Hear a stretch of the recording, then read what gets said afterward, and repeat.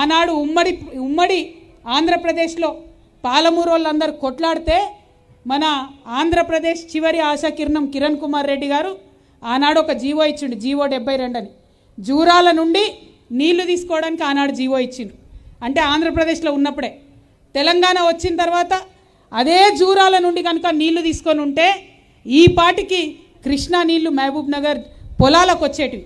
కానీ దేశజాలకు పోయి ఆ ప్రాజెక్టు జోలికి పోకుండా మొత్తం డిజైన్ మార్చి జూరాల నుండి శ్రీశైలం నుంచి నీళ్లు తీసుకోవాలనే పథకం ఏదైతే ప్రవేశపెట్టినరో అది చరిత్రలో ఎన్నడూ కూడా బీఆర్ఎస్ పార్టీని క్షమించరానటువంటి నేరం, పాలమూరుకు జరిగినటువంటి తీవ్రమైన అన్యాయం.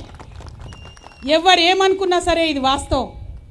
మన వాళ్ళే ఉన్నారు, మన వాళ్ళే పరిపాలన చేస్తున్నారు అనుకుంటే జూరాల నుండి కాకుండా శ్రీశైలంకు మార్చారు. ఇక శ్రీశైలంకు మార్చినాక మీ అందరికీ తెలుసు బీఆర్ఎస్ పార్టీలో ఒక గుంటనక్క ఉంటుంది.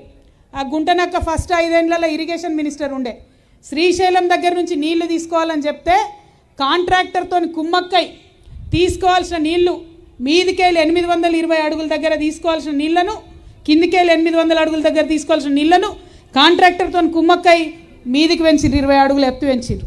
అంటే జల్దీ నీళ్ళు అయిపోతాయి, తీసుకునే అవకాశం తక్కువ అవుతుంది. నీళ్లు తీసుకున్నప్పుడు ఎట్లుండాలి, మత్తడి దుంకినట్టు ఫోర్స్గా నీళ్ళు రావాలంటే పెద్ద ఎత్తున అప్రోచ్ ఛానల్ ఉండాలి.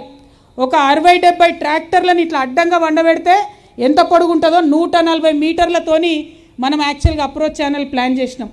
ఆ గుంటనక్క పైసల కక్కుర్తి కోసం 140 మీటర్లు ఉన్నటువంటి అప్రోచ్ ఛానల్ని 50 మీటర్లకు కుదించేసి దాంతో ఇవాళ 2 టీఎంసీలు నీళ్లు శ్రీశైలం నుంచి ఎత్తిపోసుకోవాలంటే ఎత్తిపోసుకోలేనటువంటి పరిస్థితి ఉన్నది. మరి ఆ తర్వాత రిజర్వాయర్లు కట్టుకుంటూ పోయినరు. కానీ రిజర్వాయర్లు కడితే సరిపోదు కదా, పొలాలకు పోయే కాలువలు కట్టాలి. పెద్ద కాలువ ఒకటి ఉంటే సరిపోతుందా? చిన్న కాలువ ఊర్లలో పోయేది పొలాల దాకా పోయేది ఉండాలి. అది కనీసం కూడా ఇక్కడ కట్టలేదు. కేవలం వీటి కోసమే, రిజర్వాయర్ల కోసం 33,000 కోట్లు డబ్బులు ఖర్చు పెట్టిన తప్పితే 33 ఎకరాలకు కూడా నీళ్ళు రాలేదు.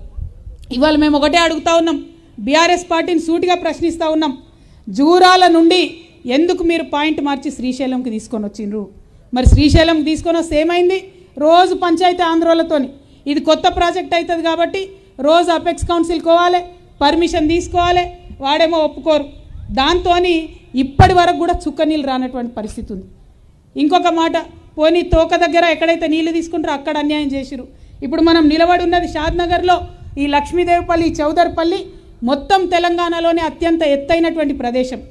అక్క మనం ఒక ఇల్లు కట్టుకుంటాం, ఇల్లు కట్టుకుంటే ఇంటి మీద ట్యాంక్ పెట్టుకుంటాం. ఏం చేస్తాం? మోటార్లకు వెళ్ళి నీళ్లు మొదలు ట్యాంకులకు ఎక్కాలి. ఒకటేసారి ఒక మోటార్తో ట్యాంకులకు ఎక్కితే ఆ ట్యాంకులకు వెళ్ళి అన్ని నల్లాలకు కూడా అన్ని రూమ్లకు నీళ్ళు ఇచ్చుకునే అవకాశం ఉంటుంది. మీ లక్ష్మీదేవిపల్లె అట్లా ఇంటి మీద ఉండే ట్యాంకు లెక్క అన్నట్టు అంత ఎత్తు మీద ఉంది తెలంగాణలో.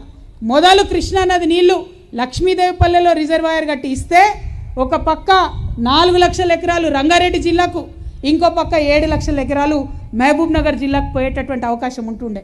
కానీ ఆ లక్ష్మీదేవిపల్లె అనేటటువంటి రిజర్వాయర్ని కంప్లీట్గా బీఆర్ఎస్ బంద్ పెట్టింది. ఇప్పుడు అదే నేరాన్ని కాంగ్రెస్ పార్టీ కూడా కొనసాగిస్తుంది. అంటే తల లేకుండా చేసిరు ప్రాజెక్ట్ని, తోకకాడ ఆగం చేసిండ్రు. మధ్యలో మాత్రం రిజర్వాయర్లు దవ్వుకున్నారు, అందులో వచ్చేటటువంటి కమిషన్లు దండుకున్నారు. మన ప్రజలకు మాత్రం ఒక్క చుక్క కృష్ణా నీళ్లు రాకుండా చేసిండ్రు.